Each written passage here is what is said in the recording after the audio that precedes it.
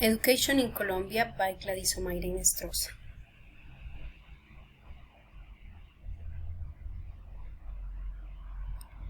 In recent years, there has been intense reflection on the need to learn foreign language and on the vindication of the language of minority groups.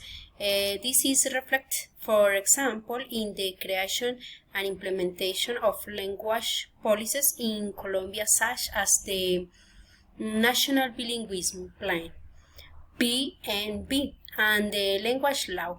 These two documents, although with different objectives, are part of discourse that on the one hand propagate the need to handle different language in a globalized world, and on the other hand argues that it is important to respect linguistic diversity.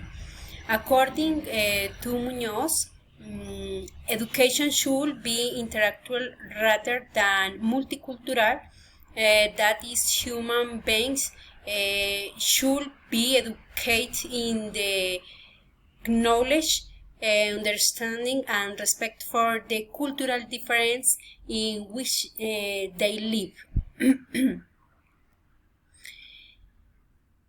Just as it takes about 3 years to learn the mother tongue, knowledge of a foreign language contributes to the formation of concepts, logical reasoning, and the development of creativity, and therefore influences the mastery of other disciplines such as arts, social science, natural science, and mathematics.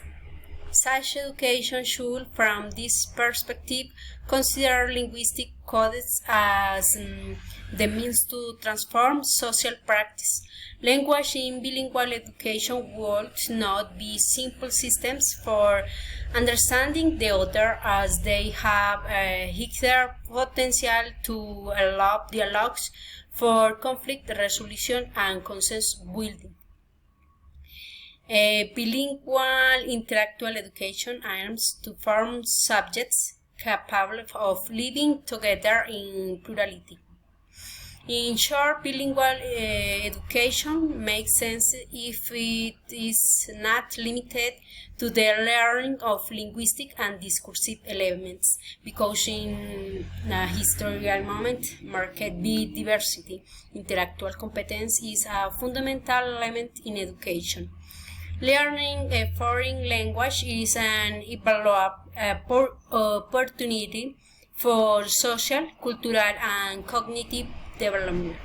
It diminishes ecosystem and enables individuals to practice and respect the value of their own and others' words, as well as to develop respect for other cultures, for other ways of life. It fosters respect, appreciation of plurality, difference, and expanse. The competence includes linguistic, pragmatic, and social-linguistic competence, the latter allowing us to understand the social and cultural conditions that are implicit in the use of language, such as of politeness and other rulers that regulate relations between generations, genders, classes, and social groups. It is also handled by coming into contact with expressions of popular wisdom, dialect, and accent idioms, which are international forms of the language, such as Southern Nostrum, proverbs, refrains, relations, and others. Knowledge of another language develops skills and knowledge that allow us to broaden our knowledge of the world, explore our social skills, and learn about the cultural aspects of the language we are learning. Learning a second language makes us more empathic, more inclusive, more open.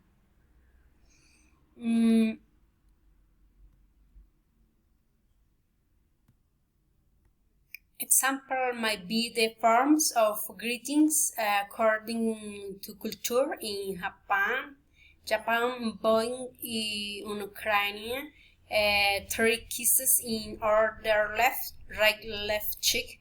In England there is only handshake.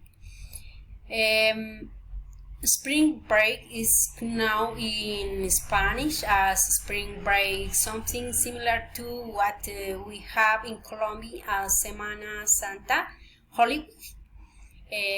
From my point of view, I support the idea that in Colombia it is not possible to speak of a national bilingualism program, but rather of the promotion of English as a foreign language, a fact that ignores the situation of language contact in Colombia, especially the contact between Creole, English, and Spanish.